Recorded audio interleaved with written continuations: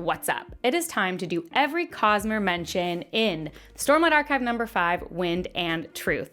Now, I did lose my voice at Dragonsteel, so I'll be talking a little lower than normal. I also have like puffy eyes. I can't hang anymore, is what I've found out, but that's fine. As always, I took a bunch of notes while I was reading, and then I have distilled them into different categories, so I will be relying on this to remind me what things I want to talk about. As always, these are kind of a little bit more casual videos. I also want to say, if you happen to be listening to this as a podcast or some sort of form like that, as I know many of you do for these type of videos, please pause right now and go look at my spoiler screen at the beginning. I'm not saying it out loud because I might change my mind as I go through this video about what I actually spoil if I bring things up. So just make sure you look at that first 20 seconds of my video to see what the spoilers are. If I say major spoilers, that means don't listen to this. If you haven't read those books, it will spoil a major event or a major character or something that I think will ruin the reading experience. For the minor spoiler section, that is something I don't think will ruin the reading experience at all, like just mentioning a character is in a book, that sort of thing or spoiler, because I don't think it's a spoiler. However, I put that there for people who are very sensitive and really want to know nothing going in. The minor spoiler section is books I mention, and I want to give you the option to decide. So let's get started with our Worldhoppers. Now, the Worldhoppers, I feel like in this book, there's a lot of them that we've seen a lot, and so it might not be that interesting to you, but I'm going to mention them anyway, obviously starting with Thaddeker, who we know is Kelsier from Mistborn Era 1 and Mistborn Secret History. We've known that for a while, but here he is, he's appeared again. Now, this is something that happens at the very end of the book, but we need to talk about this, which is that it is wild that there is no more Stormlight anymore, because that was one of Kelsier's main goals, was to get Stormlight off world. So I think it's so interesting to see how the Ghostbloods are going to change because of that.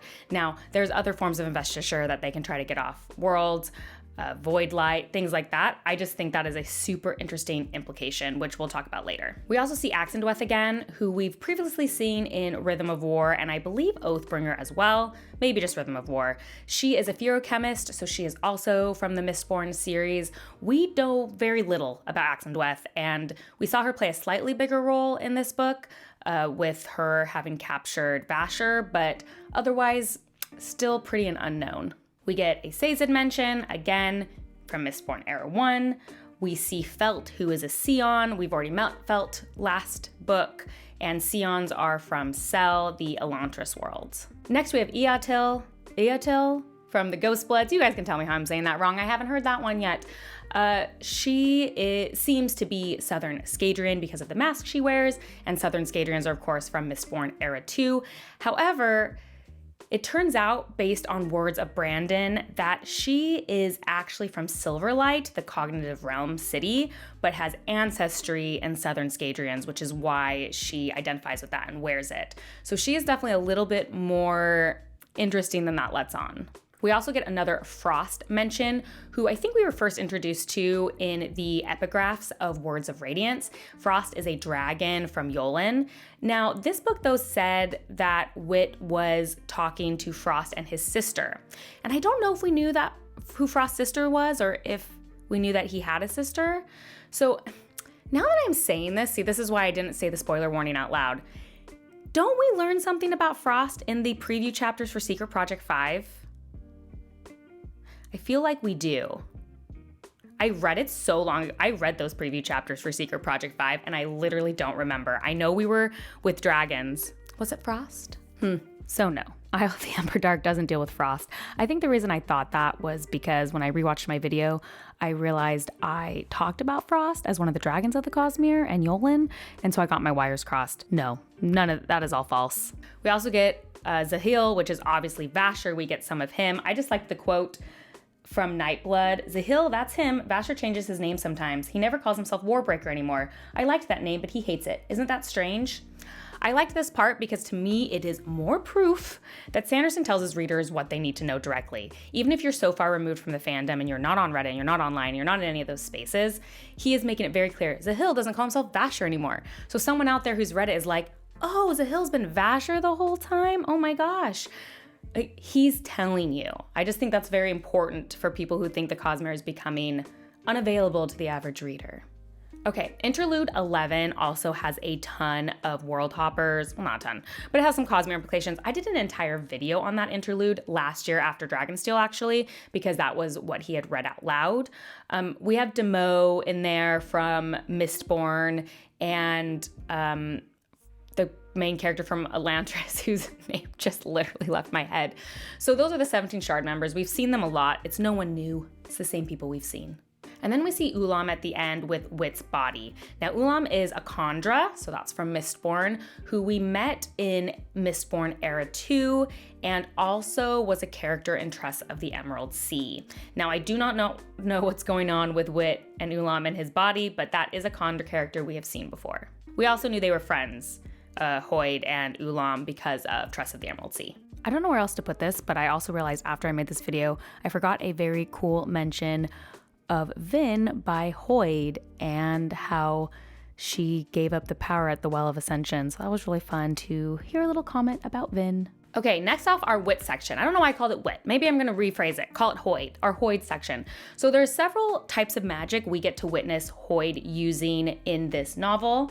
So we see him using white sand from White Sand. We see him using allomancy because Jasna's rings are being pushed away and her shoes are being pushed away by the buckle. So clearly allomancy. His PJs writhe like they are alive, which is likely awakening in my opinion. And he's also missing memories in that scene, which we know is from breaths. And then we see design, so we know he can light weave. The only thing I'm unsure about is that when his body shape changes, it's molded like wax and it's clearly not a light weaving. I have no idea what that is. I was like, sometimes what I do is I just look back at my bookshelf and I look at all the books and I'm like, is there a magic system I'm forgetting? And I'm doing it and it's like,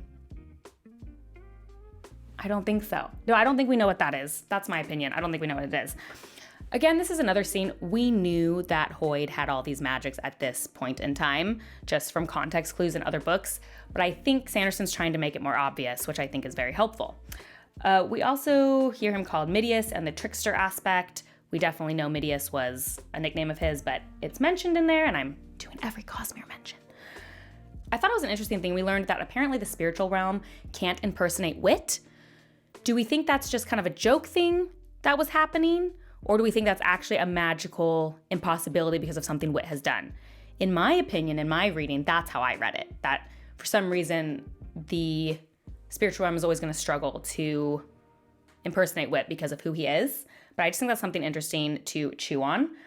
And then, of course, we found out that he took up the Dawn Shard again. So he took it, got rid of it, and took it up again. I do not think we knew that.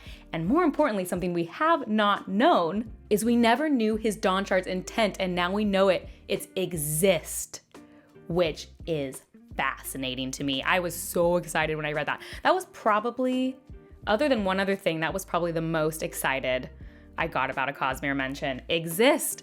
So that makes total sense with Wit and who he is. And I will say, I don't think it matches any of our guesses because I went over those with Lore of the World and I don't think none of the fan theories thought Exist was the Dawn Shard in my opinion. So that's kind of exciting. Let's see, on page 1166, there's also a quote from Hoid saying, "I'd somehow found a weapon destined to kill a god and was carrying it unwittingly." Do we think that's just a reference to the Dawn Shard? You guys tell me. And then I have a couple quotes. They don't tell us that much new information, but I think they're interesting. So this is a quote talking between Dalinar and the Stormfather. "Is it possible for me to take up honor?" Dalinar demanded. "No." Wit says otherwise. Wit is a liar. "He has offered to us more help than you have. He only cares for his own plans, Dalinar, not for this land or its people." Unfortunately, Wit had said as much to Dalinar in the past. And then Ishar has a whole thing about, "I'm wise to Midius' trick child. He told us about the shards, he helped us contact Odium, and he's responsible for Ashen being destroyed." I don't think this is necessarily new information. We have been told multiple times through multiple characters that Hoid is for himself and his own designs. However, I did like these phrases only because I think we all love Hoid, don't we? I think he's many of our favorite characters. And akin to Kelsier, it's always nice to be like, oh yeah, but they might not be great people. We might like them, they might be charismatic, they might be fun, but I think, again, Sanderson is like, remember, Hoid is for himself only. Next up, we're gonna talk about Nightblood, and I just have to start with how the heck did Nightblood get into the cognitive realm to help Seth? Seth didn't carry him into the cognitive realm, so it felt different than Vivenna or Azure. Is that her? I always just say Vivenna. Than her carrying that special shard blade manifesting into the cognitive realm. We already knew something was kind of weird there. Was that Rhythm of War? No. Oathbringer. That was an Oathbringer. So we know she can create swords that can do that, so it's kind of weird. But how did that happen? And I have to say, because this will come up later, whenever I'm doing these and I don't know something, I asked my friend Chaos over at the 17th Shard, and we got to chat a lot about this book at Dragonsteel. And this is one of the two things I asked him about, was how the heck did Nightblood get in there? And he said, I don't know. So I feel good that I also didn't know. Like, it's not just me. So that's something really interesting to speculate. He did say something interesting to me, though, which was like a reminder that I forgot, that we don't actually know Nightblood's first name. And he thinks that is related to how Nightblood sees himself, because that is a very interesting scene where Nightblood, when he's unsheathed in the cognitive realm, he talks about how he personally views himself, which I think is going to become much more important. And it's something I'm talking at the end about in implications. And I'll put a little plug in here, is that Nightblood was able to stop from killing Seth and Kaladin. He made a decision. So his sentience is becoming like more or greater, in my opinion, because he's now making choices. So that's going to be super interesting for the future.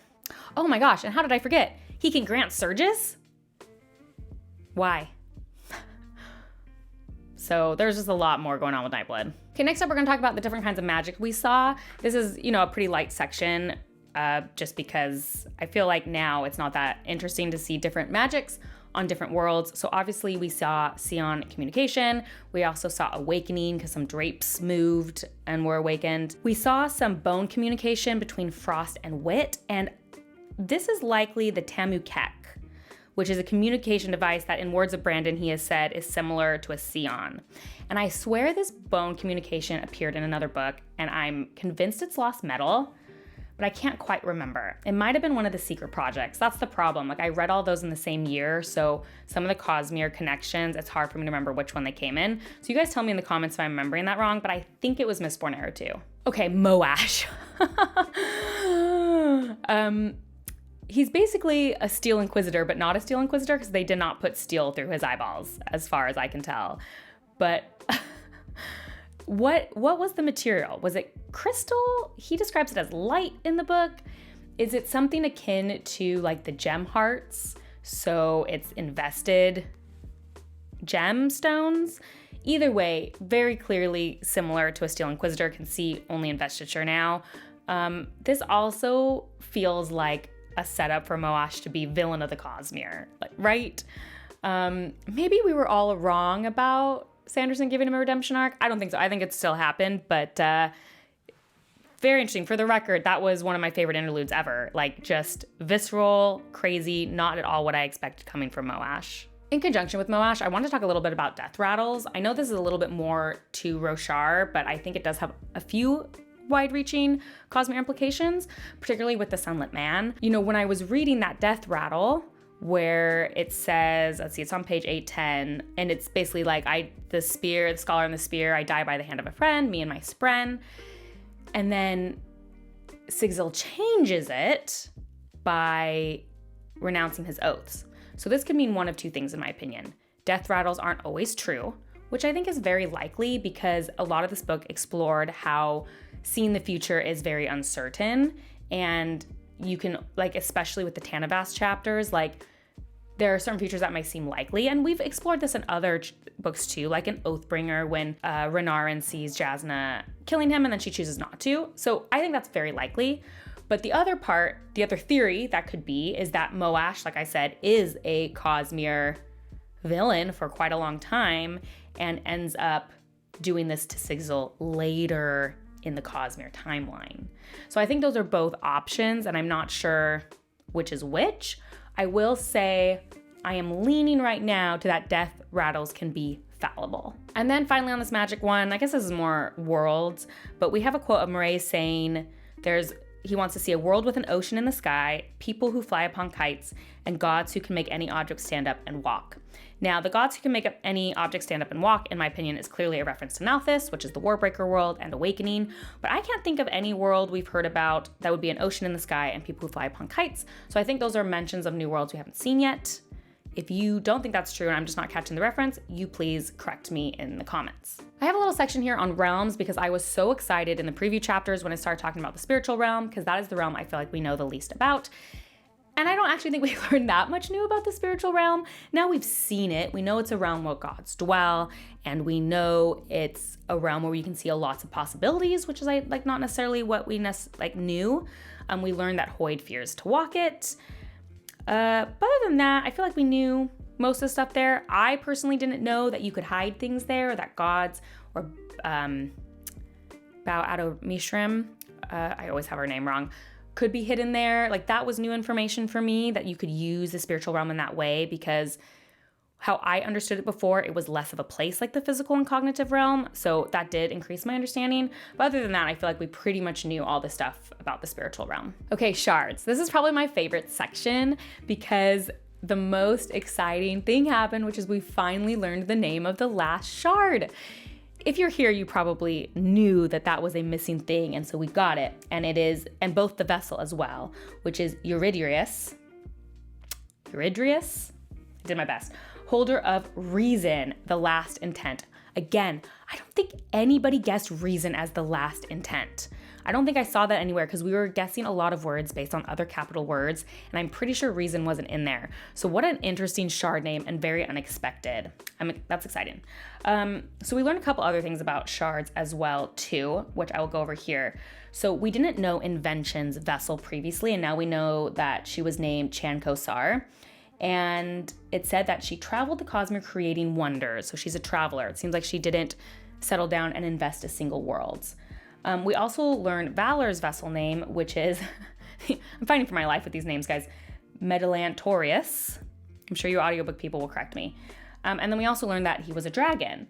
But it says she was a warrior and can't be found. Is she dead? So the question is Medalantorius the current vessel of Valor or only the original vessel of Valor? And there was this quote as well on one of the epigraphs that said, "As for Valor, our dealings are none of your business. For largely the same reasons, can you not leave her alone?" So we don't know what that's about, but there we go. So then it also goes through the shards that Race killed, which we knew from other books and I think Words of Brandon's and just other information we've known, but I'm gonna rehash it here just for people who aren't as familiar. So the first one it talks about is the killing of Uli Da, who was the vessel for ambition. And this situation is also mentioned later in the book when you hear the quote about the clash that destroyed multiple planets, that dealt with the killing of ambition.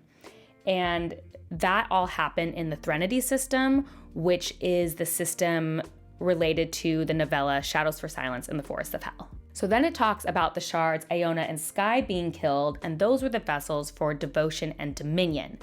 Those are the shards that are involved with the book Elantris on the planet Cell. And these are the two shards that we know.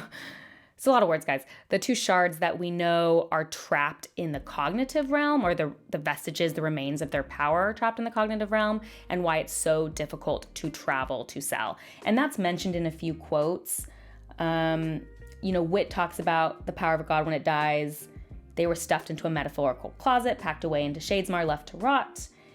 And then it's also referenced later in the quote, imprisoning the power of two shards in the cognitive realm, which has proved cataclysmic and made it difficult to access the land. So all those quotes refer to Cell. And then it also said Aona was a healer, which I'm not sure. We knew that about her, maybe we did. So that was all kind of in the topics about Race, who he killed. And then Tanavast also mentions other shards and their traits, so I thought I would go over them briefly here. So he starts with Laris and Ati, who we know held preservation and ruin respectively, and that was on Scadrial, which is the Mistborn Era 1 world. Now, as a reminder, preservation and ruin don't really exist anymore because Sazed took up both and created harmony. And thus, Ati and Loras are both dead as the original vessels, but not the current vessels. One thing I thought was interesting is thought Laris had a strong nature, and Ati, the kindliest among us, bold to take up ruin. That, I mean, it's not new. It furthers what we know about them, but I always find it interesting when we hear that Ati was the kindest when we think of how that shard changed him. I think a lot of this is to remind us that taking up the power of a shard changes the vessel, and we've seen that a lot, and I think we're going to continue seeing it. He also mentions Egli, which is the vessel for endowment, which happens on the world Nalthis in the book Warbreaker. And what did they say about him? It mentioned that she's the most compassionate woman ever known, which I'm not sure we knew. And then we also have, I think it's an epigraph on page 546, where she says, I have kept my part of the bargain and will not be budged. I don't know what bargain she's talking about. Is that the bargain about not settling on a planet with multiple shards? I don't know. And then it's briefly mentioned that Bavadin is shrewd and capable, who is the vessel that took up autonomy. And we've seen autonomy in several other Cosmere books. Originally, autonomy was, I said Six of the Dusk, and it was just a tongue slip. I meant to say white sand. Worlds. Canticle? No.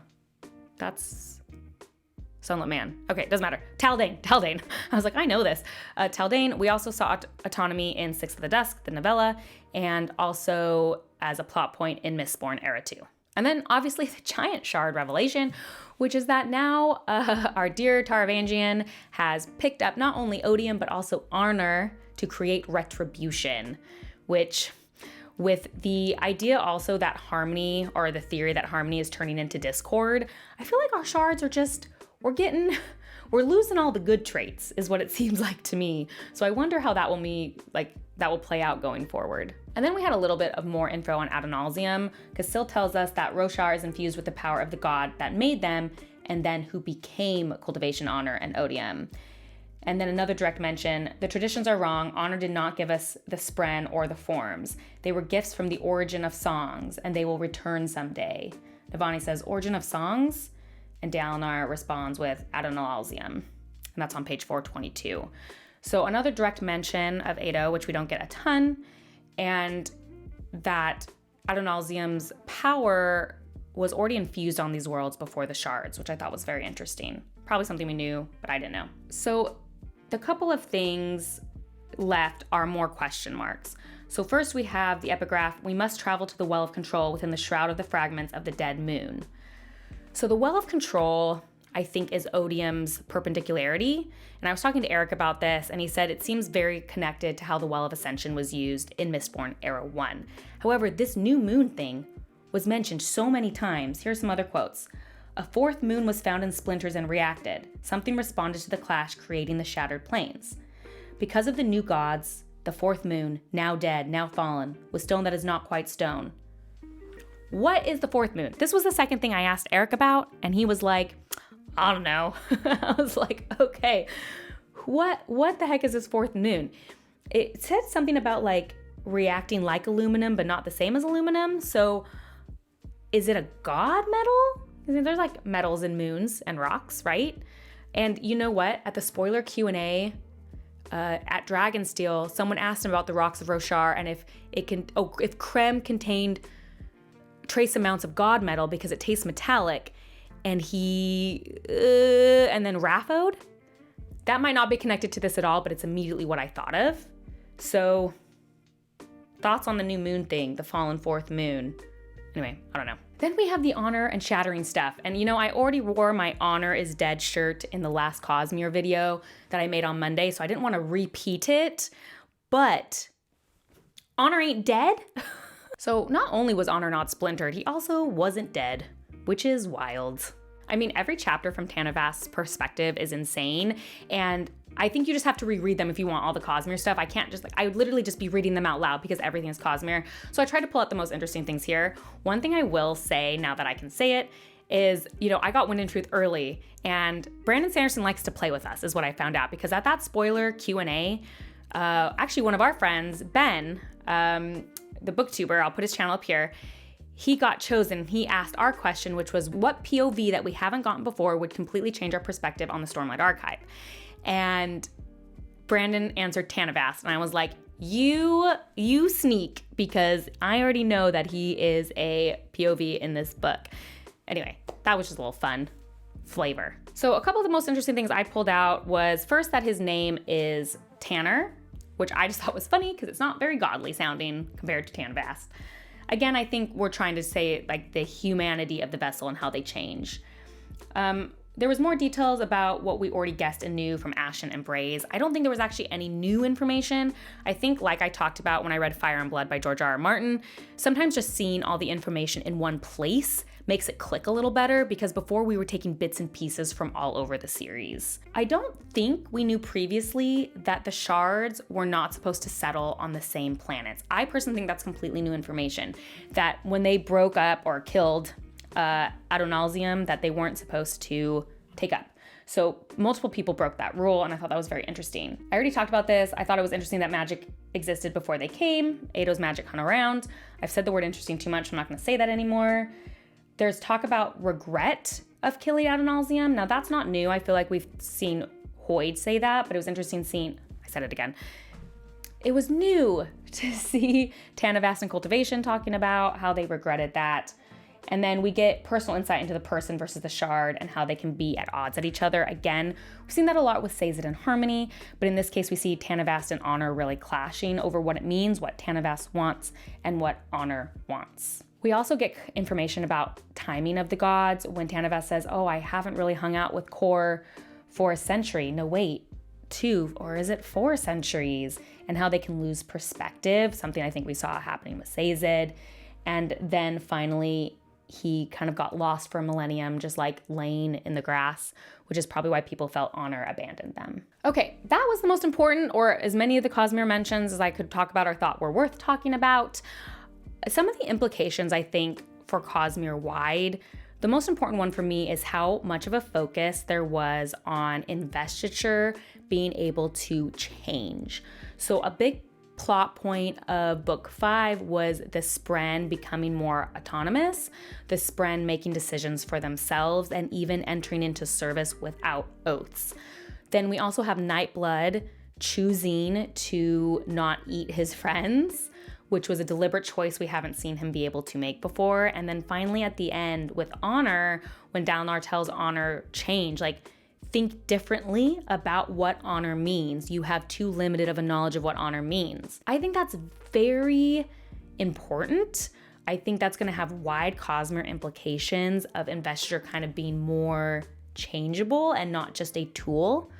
I don't know what that will look like, but particularly with the Shard of Honor trying to change, we are clearly going back to some sort of unification, or maybe if not a unification, a way to change the Shard's intents so that they're more controllable. I don't know. The other thing I wanted to talk about briefly was actually the Sunlit Man. And I don't know if you're watching, but one of you came up to me after my reading order panel, and you must have been a beta reader, because otherwise I don't think you would have finished it in time.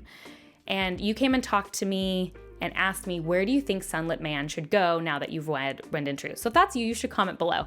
And it really got me thinking, because we obviously see so much with Sigil in Wind and Truth, and we knew he wasn't gonna die. It took away that tension because we had read Sunlit Man. And so I understand that. Obviously we read in publication order, so I think it's valid to read Sunlit Man first. I am glad I read Sunlit Man first, because it just changed the aha moment for me. Because when I first read that death rattle, I was like, well, that can't be true. It can't be true because he's in Sunlit Man. And that was like a very interesting thing for me. And I enjoyed seeing kind of the journey of like, well, how is this going to happen?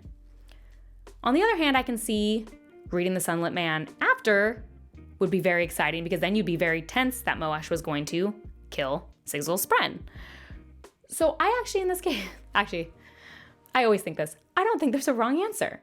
I think reading it before or after would both be good, and I think they'd be different experiences.